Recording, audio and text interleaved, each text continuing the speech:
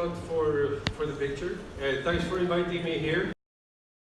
I was never worried, really. I could tell all the brilliance in the auditorium that we would solve this. I think it's a bit bleak like that, but it's good for you. So it won't just be written, like the stone things that Moses took down from the mountain. You will have to interpret a bit. But anyway, let's roll this. I'm really glad to be here, and I hope that you will come to some kind of conclusion that it's not all delusion and crazy. This is something you could actually do. Maybe not at home, but in cooperation with someone else. So here it says, I can't tell if it says or not, but aquaponics in houses. And aquaponics, just to be clear about it, when I'm mostly teaching at Chalmers master's classes at the architecture. And my thing has been for 20 years to talk about urban production of food. And 20 years ago and 10 years ago, people thought I was some kind of idealistic, blue-eyed kofta kille from but now things are starting to go different, and I will tell you why. So aquaponics, everybody, the classes, 150 people, brilliant students from all the world, they know about aquaponics in some way, but they haven't experienced it. And aquaponics, it's nothing new. It's really, really old. Ramses III, probably a distant relative to some of you, Cleopatra, they had aquaponic fish and greens for breakfast, for lunch, and for dinner.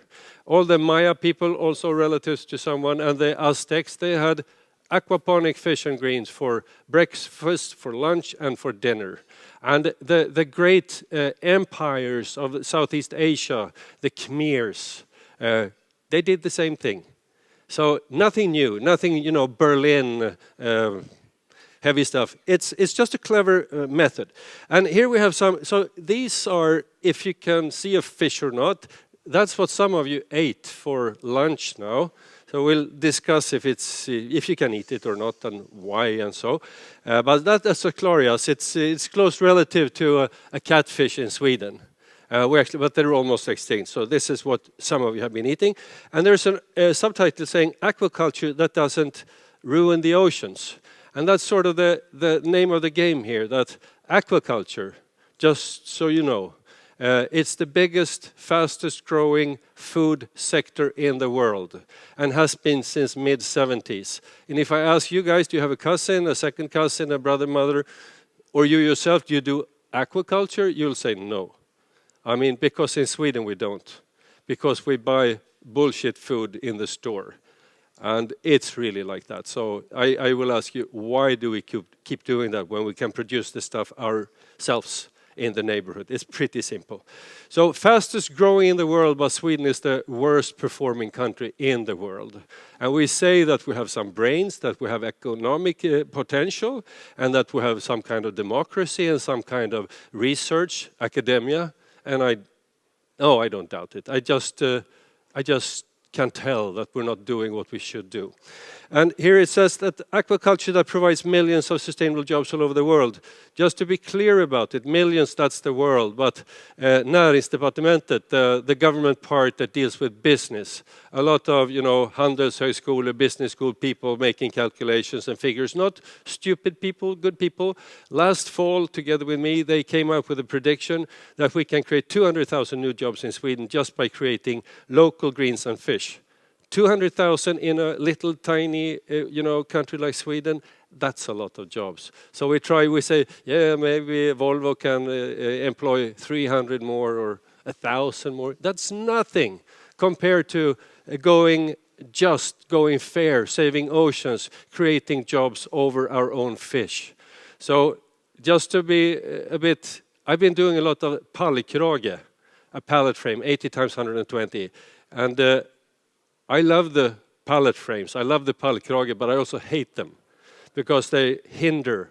They're like a fig leaf, over the genitals of a lot of organizations that don't perform. They just pretend they perform. So they put out the pallkrage and say, oh, look, we're doing some essential forward-moving step.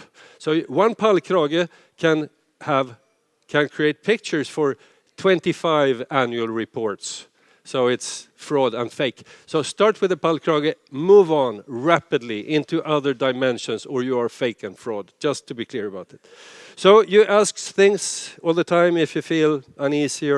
And this is just, it's a bit, it's really what I must underline that 10 years ago this was nothing in Sweden.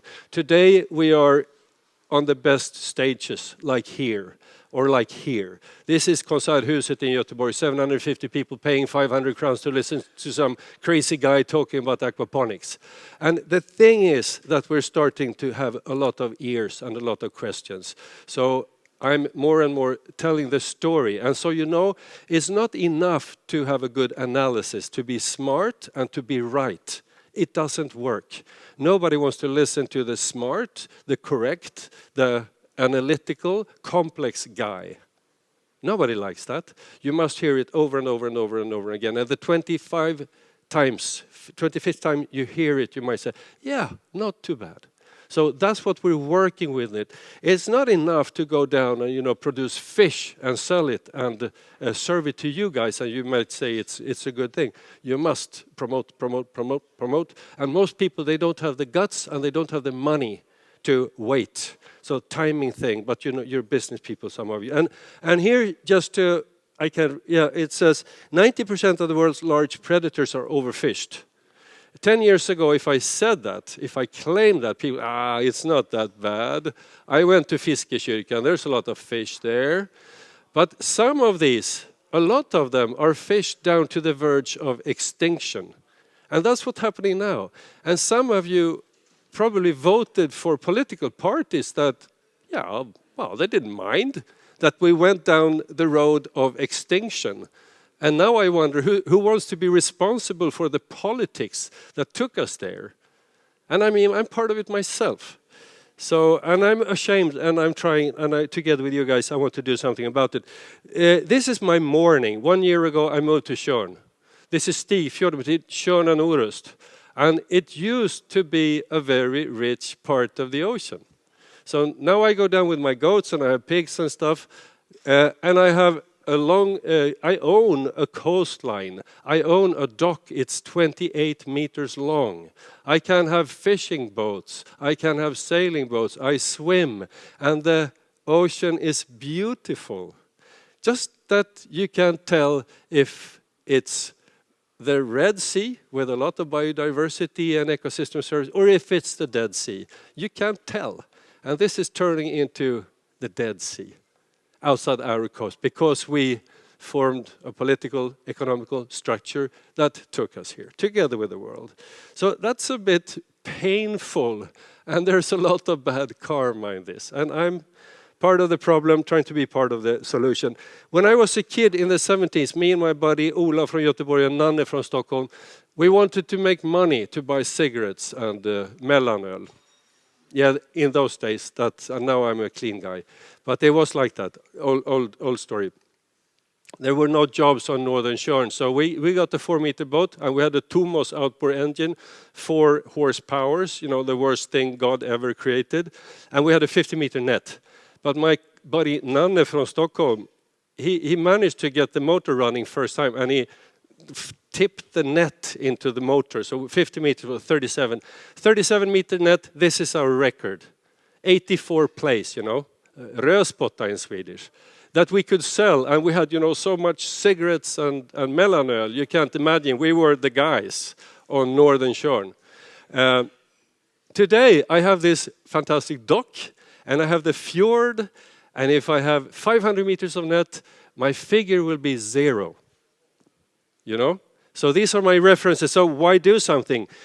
Because we must. And here I start. I work. I produce the first ecosystem, or the first eco-labeling system for Nordic waters with the EU Commission and stuff, and Nordic Minister Council. So then I'm employed by the Swedish state. I work in 10 countries, Southeast Asia, the big fishing nations, Indonesia, Malaysia, Thailand, and Vietnam, and those, to create systems to secure the oceans, and I come back and I want to do something. So I take my tie off and I write a report. I want to farm in the cities, and the guy with the church tower in the head, he calls me. He's the bishop. He says, yeah, I like what you're doing. Can we work together? I'm not a very religious guy, but I like bishops and rabbis and imams, and they're cool, you know, big beards and lot of story. So we start working, and we meet the archbishop. We meet all the bishops, and we're going to create, you know, the imams will hug the rabbis, and everybody will be happy. Integration, you know, in all dimensions. It is good, but we also want to do something. So we introduced the first slaughter pigs in Göteborg since World War II. The inauguration, cutting the ribbon, it's the bishop. On my steering group, there's a rabbi and an imam. So when you talk about difficulties making people cooperate, I've done that stuff. So it's pretty interesting having a rabbi and an imam and a bishop blessing the pigs. And the pigs, they're not here to make you guys eat more pigs, but to make you eat less pigs. Because when you have a relation to a pig, you're not happy about pig production. Pigs are extremely smart, they become your friends, so it's pigs to eat less. And the first time we say, soon we have water-living pigs. You know, pigs can eat everything that we leave from the plates. And now we talk about matsvinn, like our friend serving the food here. And I talk about it in another way. I dock animals onto an urban metabolic system. So like chicken and pigs all over the world, for thousands of years, we use them to convert food waste into something delicious. So this is it. So soon we have water-living pigs. Nobody would, yeah, we have pigs. Nobody cared. Now we have water-living pigs. And why? That's a fish. That's a water-living pig. So our fish can eat waste from the city. That's the point. Why eat fish? Because it's really nutritious. Unfortunately, we use the lakes and the coast as a sewage dump, so they're sometimes toxic. So it's hard to recommend people to eat a lot of fish, especially if you're a female in fertile age. I'm not female, not fertile age, or fertile age, but not female anyway. But I think it's pretty bad that I don't want to, you know, to stock all these toxic substances. But if these animals, they can eat food waste. You twist it a bit. And if you give 100 kilos of feed from food waste to a fish, you get 100 kilos of fish. That's magic. If you give it to a chicken, you get 60 kilos of chicken. And there's a lot to eat on the fish, not so much on the chicken, the feathers and beaks and feet and stuff. To my favorite, the pig, max 25.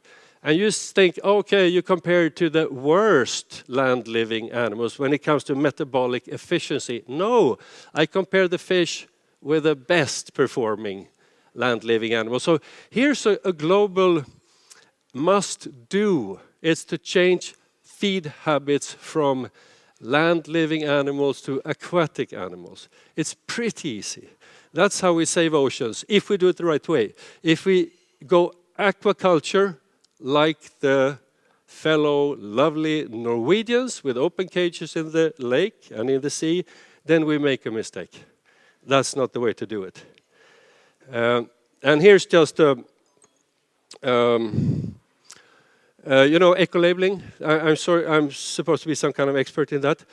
So if you grow greens, there's a very little impact on climate, very small emissions of CO2. And then you move down to a cod that is caught in a net, very little also, and like a long line with hooks, that's very good. And red meat, a lot of CO2 emissions. If you catch Norwegian lobster, you know, havskräfta, catch it in two ways. You catch it. That's like red meat. 2 liters of diesel to land 1 kilo of havskräfta. But the havskräfta caught in a pot is very good because it doesn't destroy the habitat of the havskräfta.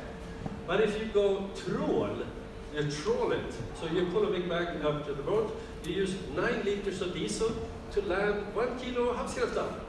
And then we have MSC, you know, the global environmentally fantastic organization providing good fish. Yeah, I see ads where they say, buy our cat food and you will save the climate and the ocean. And that's just pure bullshit.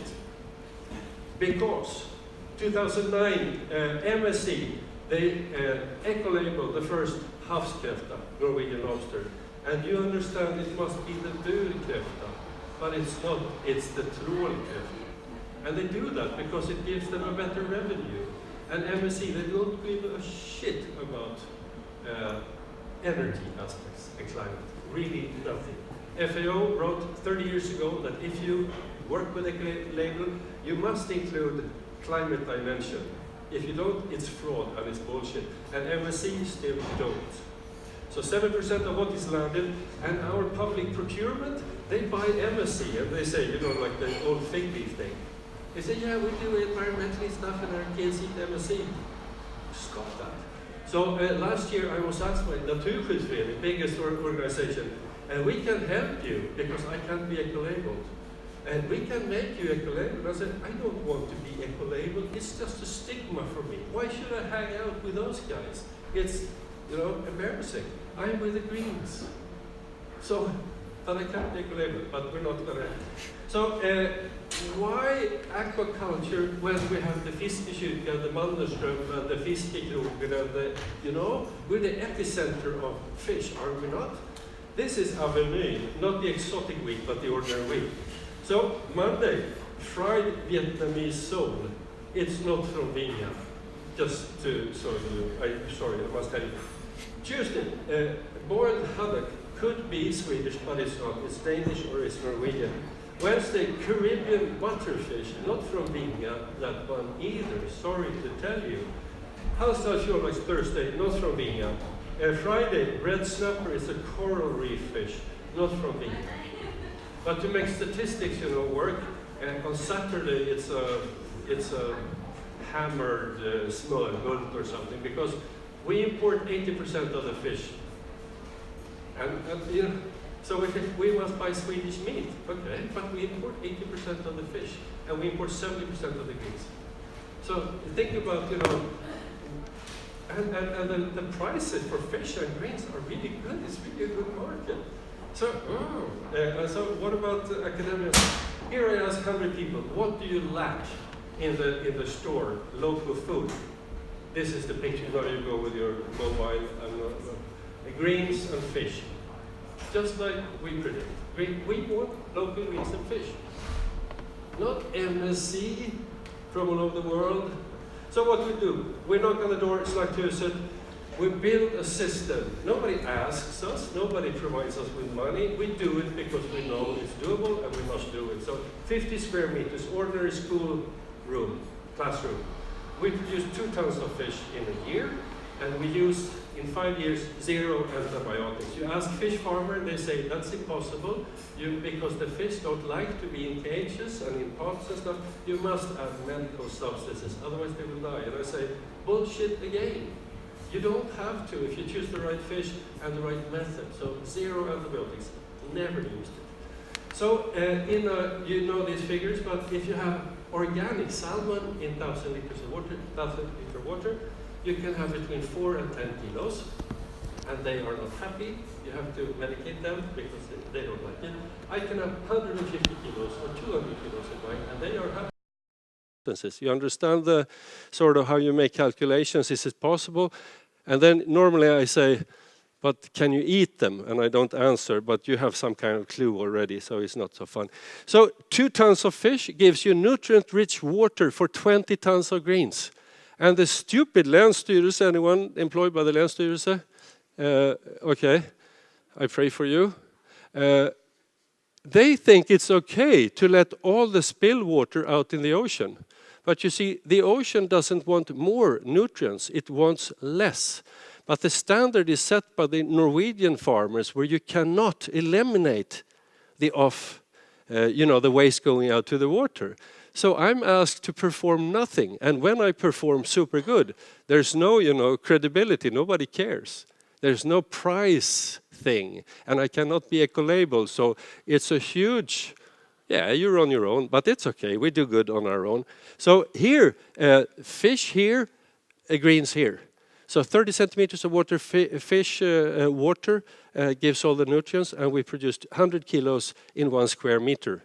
And if you do that in your pallet frame, I will be flytthjälp for 5 years and provide spettekaka in all your birthdays for 10 years. So just come down to me and claim this. And this is almost everything you can grow here.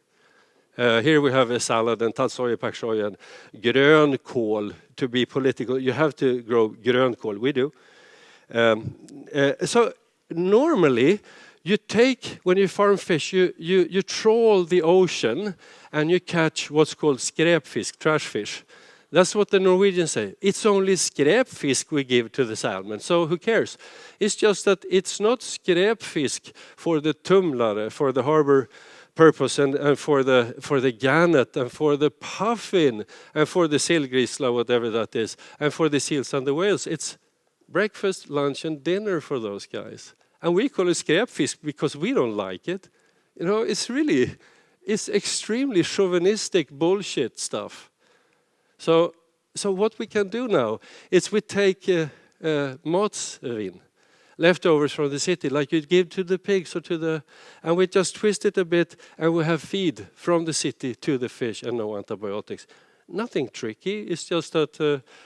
1/3 green stuff. This is mangold from our system, pretty neat looking, and we take insects from the brewery waste, and we take fish waste.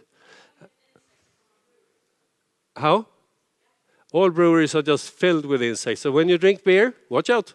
No, it should take the draw. So it's the malt. You boil the malt, you take out the sugar to run the process, and you get a waste called draw that you used to give to cattle and pigs, but now there are no existing. So best case, it's biogas. But it's pretty stupid to make biogas when you can make fish feed, insects. So we do this. It has been forbidden, but we've been doing it for a long time. And we teach, we get money from Jordbruksverket, and they just look away. They love it. So, so this is drav, and I can say some of you don't like the fingers, the hairy fingers. It's an English architect. They all have very hairy fingers. So, but some people think it's a bit insects, but it's good nutrition for you guys. But that's forbidden too. But as a tip, if you want to go down business, when we had Sjöfartsmuseet, we had a eat and talk thing. So we served this. So the insects, they were free of charge, but you had to rent the fork for 150 crowns. And the authorities, what is he doing? That's not fair, but it's okay. So here I can't see anything really, but maybe you can. Here we make our own feed, and we feed to the fish. And just so you're clear about efficiency, metabolic efficiency, we had a research seminar with a guy. His name is Jason Bailey. He's from Canada. He's a hockey player this big, but he's really good. But he was talking about an optimized system for a Nordic abborre, a perch. So he said, he speaks Swedish little like, jag tar en abborre, den är 5 gram stor, och jag kör den i ett optimerat system. Och sen efter 12 månader, efter 12 months, the perch 5 grams. After 12 months, it's 350 gram perch. So it's like, hey, good Canada, hey, Jason. And then I tell my story. I take a Clarias, and I don't have an optimized system. It's sort of jungly. Sometimes we feed it too little, sometimes too much, and sometimes, vegetables a whole like this, and sometimes half a fish. So it's more fun to be in our system. So it's a 5 gram. After 12 months, it's not 350 grams, it's 3,500 grams. Voila. Can you eat it? Well.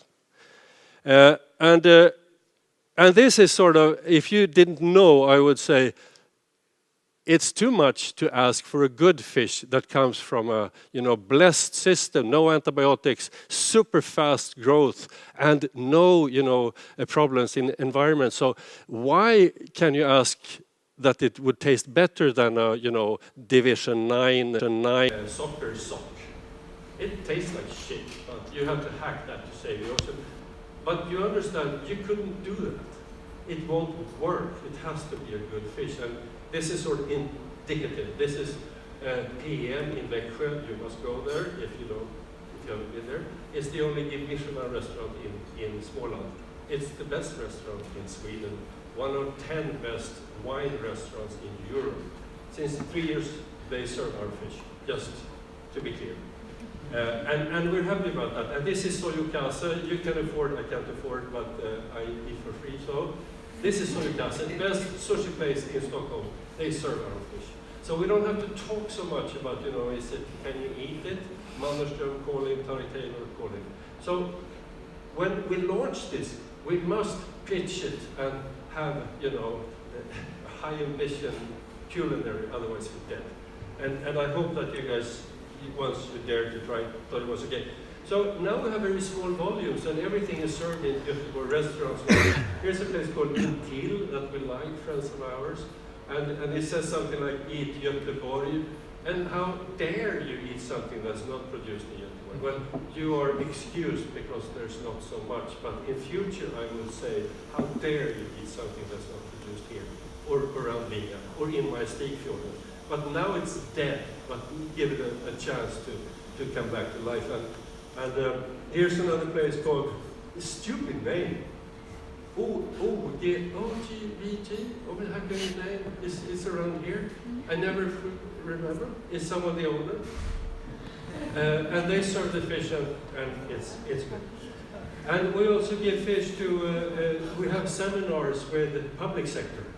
And on this one, Doris, she's the head of the kitchen of Växjö Lasaret, is the best climate lasaret 10 years in a row. And she says, for Christmas, all the patients that are hospitalized, they will have the same fish as on PM. They give Michelin. I say, yeah, dream on. You know, it will cost a bit, but nice thought. And she says, it will happen. So she calls me in 3 days and she orders 850 servings to everybody in a hospital bed for Christmas, same as PM. It's a very nice Christmas for us. So I'm better than Tarik Taylor or whatever. So last year we win Sweden's ever, the biggest innovation contest. And with a concept called Season 5, so we start to sort of pick up the speed. We're super small, but we're performing okay. So it's a small, medium, large system from 10 tons a year up till a bit bigger.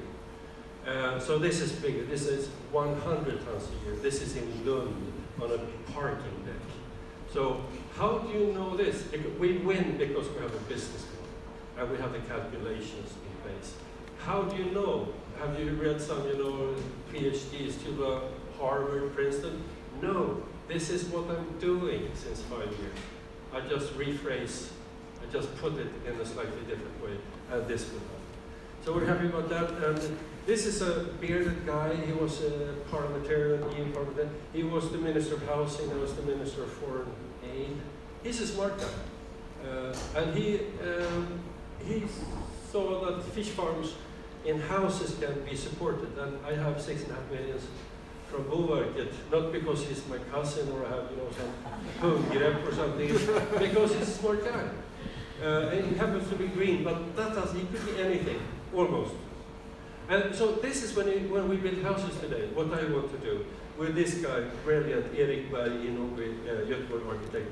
We build a house at street level. You have pizzeria, cafe latte, and a Gucci store on the corner. But this is, you know, Sweden. So we have a Westman. We take away Westman, Duff, and we insert a fish module, Duff, like the ones we run. And you have a self-supporting house, and you can also export. And we have really nice business models to do this too. So it starts to get realistic.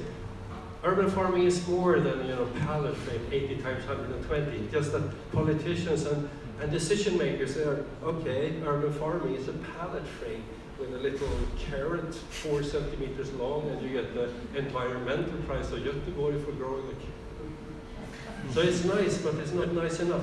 So this is what we do now. We design a system, and this is in Floda. It's near Göteborg, Lerums municipality. So we have an hydroponic system and an aquaponic system.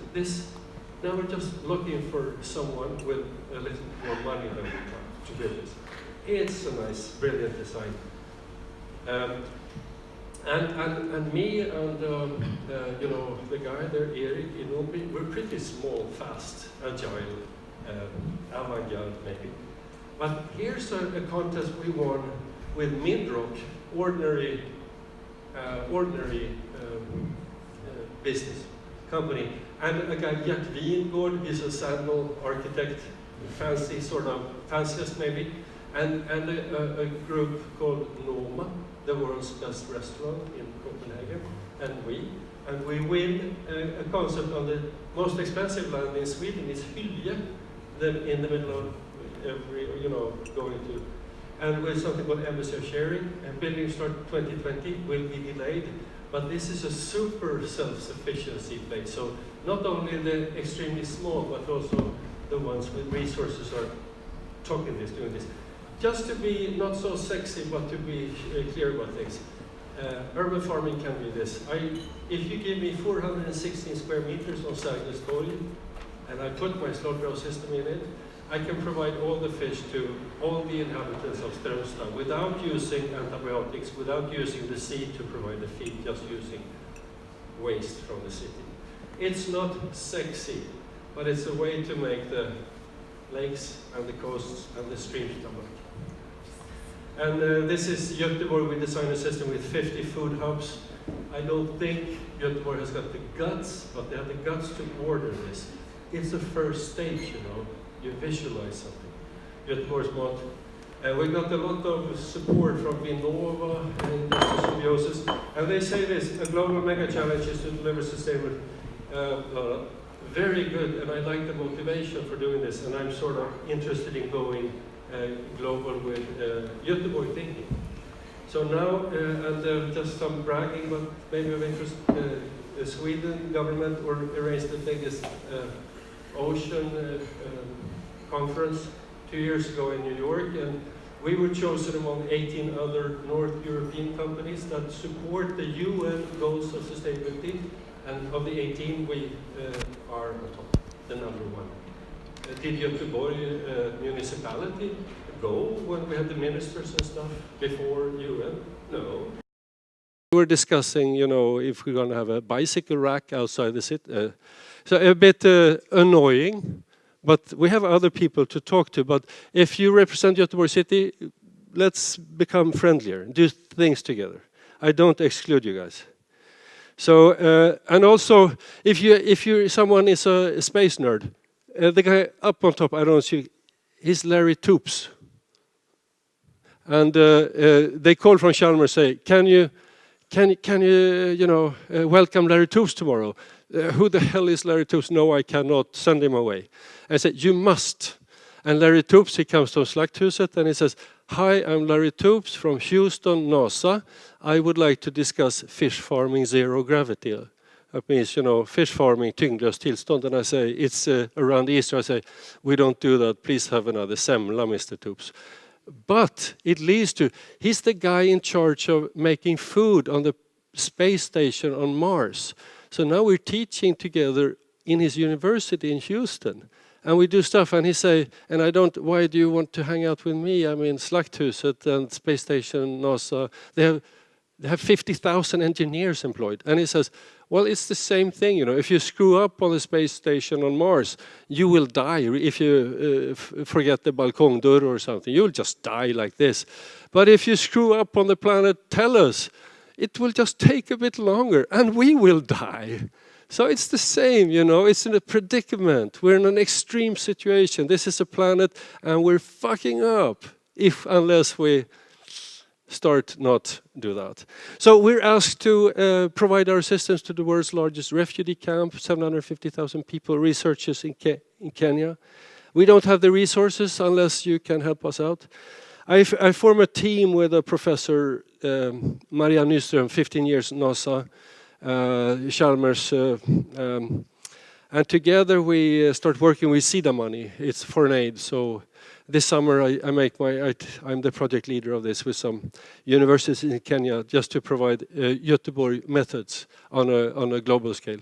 So just so you see the problem, Lake Victoria used to be one of the richest lakes in the world, and now there's nothing there. So this is a fishing village called Dunga Beach. They sell a lot of fish, African fish. It's farmed in China, imported to Kenya, sold to people. Talk about screw up. And we're actually part of the problem.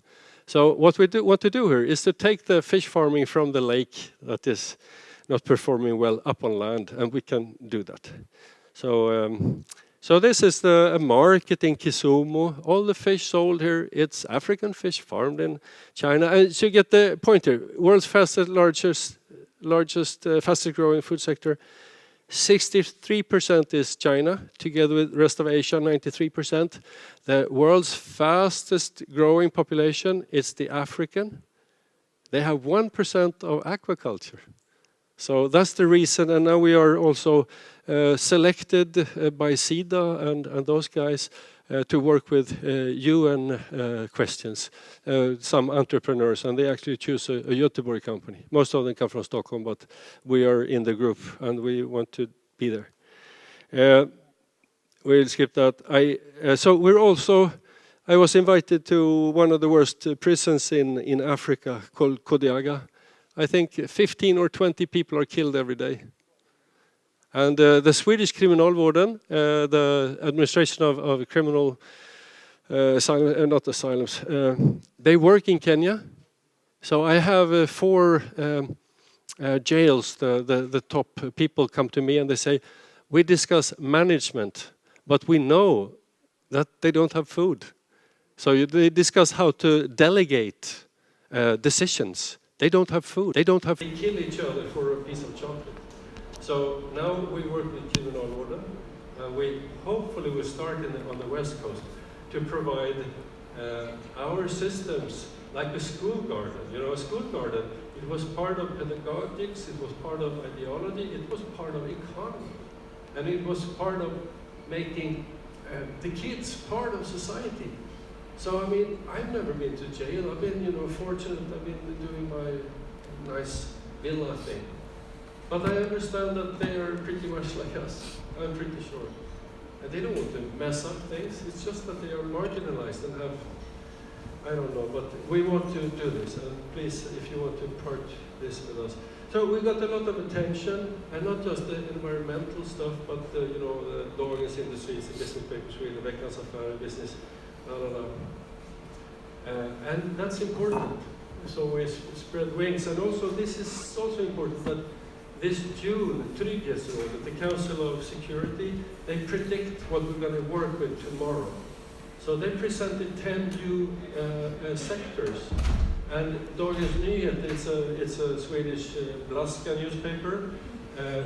They illustrate this article with our thing. So they we think they are clever. And this is one of the 10 future sectors because we are robotization and all that stuff, So that's good. And Trygghetsrådet, they're really boring, they're only thinking, they're not extravagant in any way. You work there? You seem a bit... You work with them, they're not boring, they're really... Inspiring. Yeah, and that's what the word inspiring was the story. And this is someone went to eat. It's Europe's maybe heaviest, most prestigious food conference. And then the guy who said, he's the first, the keynote, he's the Minister of Foreign Aid. And he starts to tell how we're going to save the globe. And do you recognize the picture? It's my picture, and I don't have, that, or he's not my cousin, but his administration is fairly smart, I think. And just happy, you recognize that picture. So out of 12 pictures, 10 is from my reality. And it's important, because it's all about urban, and it's all about even Göteborg, tiny Lithuanian companies taking part of global issues. And we really don't have the resources to do all this. We are getting the resources now. So if you have some, maybe a cousin who inherited some billions or so, just give me a call. Or maybe even smaller sums than 20 billions. So this is just a matter of allocation of resources. Nothing fancy, nothing tricky, just do it. And this is how not to do it. I must spoil the lovely feeling enough. Västra Götalandsregion, they take care of business in 49 municipalities, and fastest growing food sector is aquaculture. And when Västra Götalandsregionen support aquaculture, they do that in this brochure. It's called, what is it called? Maritime Strategy of Västra Götaland. And the thing is, that Västra Götaland, 12 municipalities have coast, 37 don't.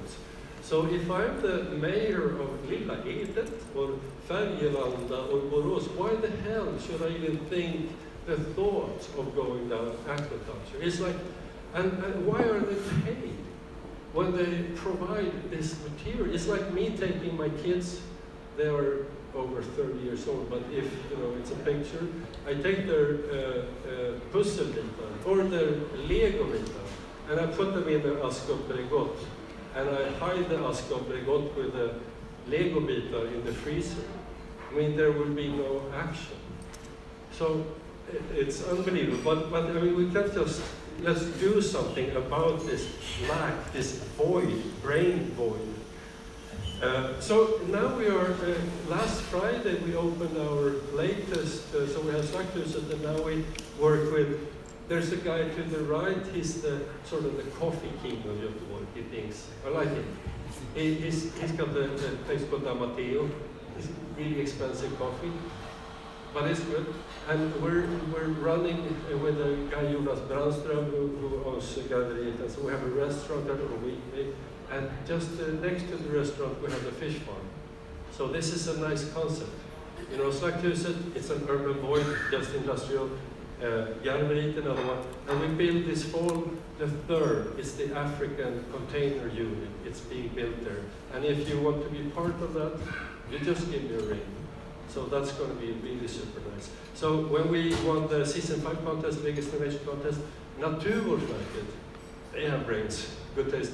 They gave us more money because they say, we want this as an export detail from Sweden. So happy about that. I didn't keep track of clock or anything, but you didn't throw me out. Good. Yeah, we made it. Wow. Are we supposed to ask questions? Yes. No? Yes? Okay. Yes, please.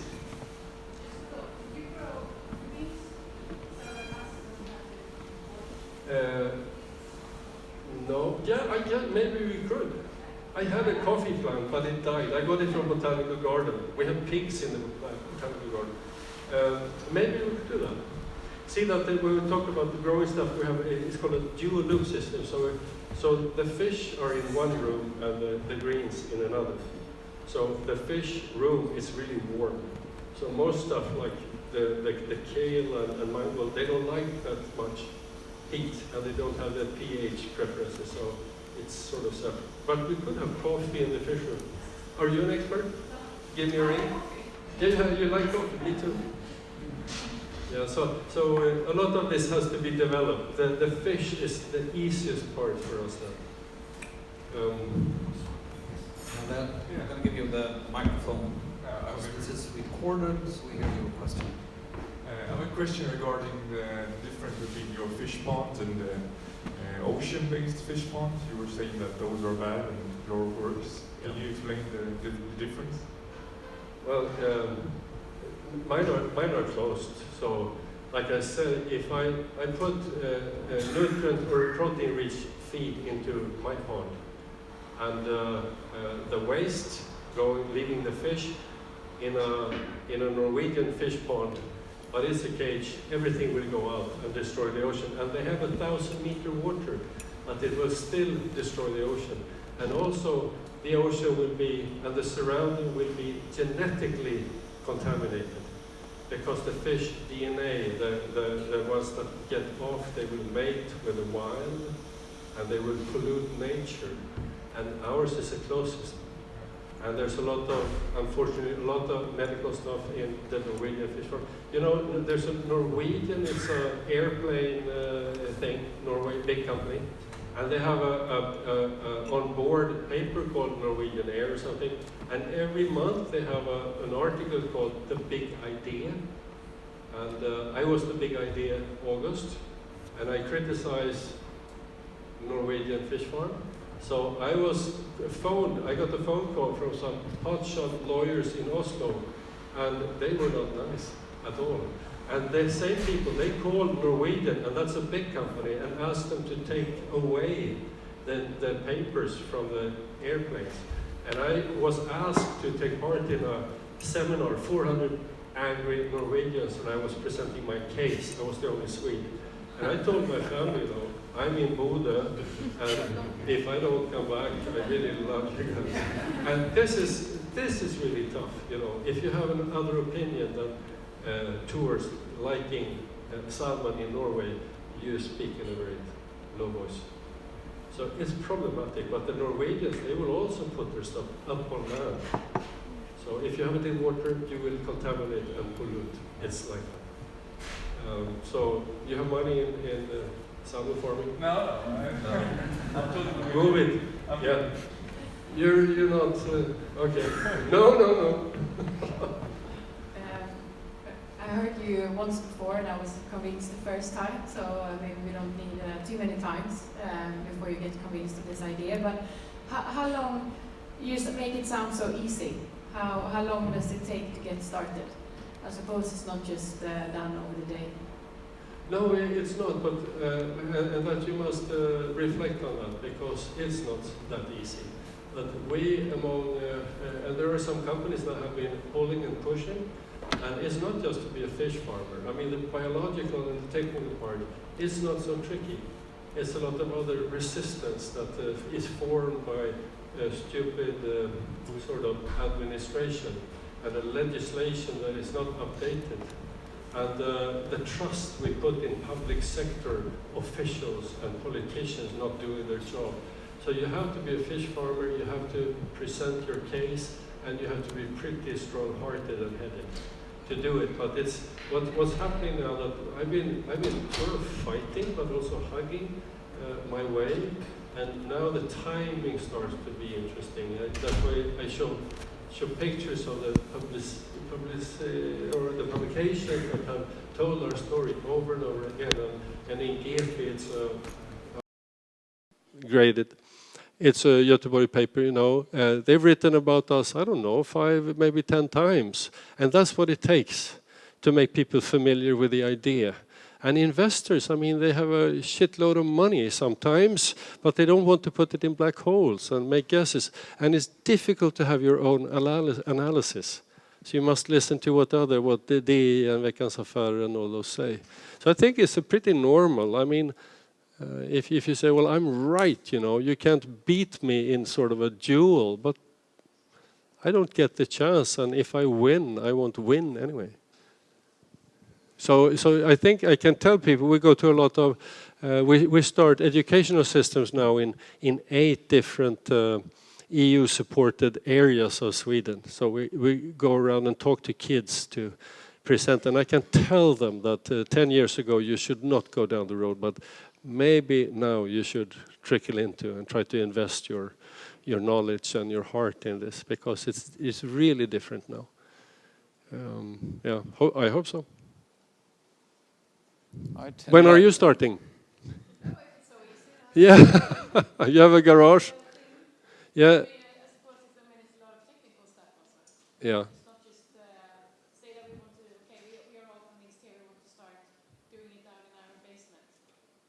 And it's interesting, I mean, at first when we did this, we did it because we must do it. And then, the fish is still alive. And now it's big, we must kill it. Oh, and we kill it. Who's going to eat it? We have a lot of them.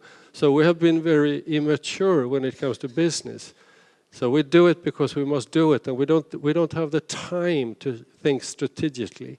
But now we have the Floda business is 5 times more fish. So now we must start develop logistics and marketing and I mean, we don't even have a home page. So you've been very kind here, this house, to say that, point out very kindly that maybe you should have a home page or a business card, something maybe. So I'm happy to do that, but I work a lot. And I have pigs and I have goats and I have dogs and houses and summer houses and blah, blah, blah. And but we're getting there, and we're in a good mood, and it takes that. We're not, suicidal, not every day anyway. So we're happy about attention. So I think this is a business thing, opportunity, really. Just frustrating that sort of administration are they're laggers, but they were picking up. Yeah. Right. Here's Final a question.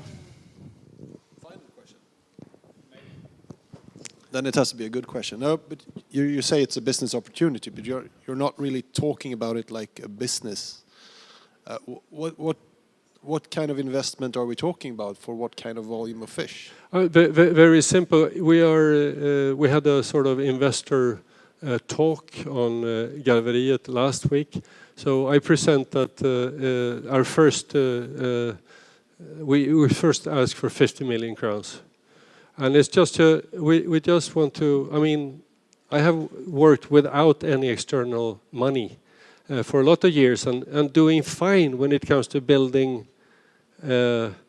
People don't start to believe what I'm saying, so that works. But I'm an old guy, and I want to progress faster, and it's important to do that also in a business perspective. So now we ask for participation from others. So that's our first bid, 50 million. That's a good sum, and with that we can do Swedish, we can do global. Okay. So it's small money, but I mean, we have to talk about small money here. For some people, 50 million is small money. For some others, it's a lot of money. Yeah, but there is so much money around, really. I keep hearing that. Yeah. Right, any more questions? Here's a question. Yes, Niels? You want the account number about the 50 millions? Yes, please. Yeah. No, first off, Hand it thank you very over. much. Very interesting. When, or is it already possible for me to invite some friends and prepare food made by you? Yeah. How do I get your food? You give me Through the a ring. website? You see, there were some friends of mine here, Värt, and they are making food for different catering engagements and stuff. And also on Garveriet in Floda, we have the best kitchen for working together and for preparing and have food clubs and sessions, workshops and stuff. It's really, really nice. So we have a fantastic kitchen and a place to take care of and to make fish sauce and all that stuff. So now we have a really good platform and a scene for all kinds of just eat and be there and prepare or buy the fresh fish. That's a problem because we are so small, and I mean Göteborg fish consumption is so big, so we must say, you know, keep your eyes open to this fish because it will be introduced in places OGBG near you or in Till and stuff, but still it's just a trickle, but it's an important trickle into the bigger loads.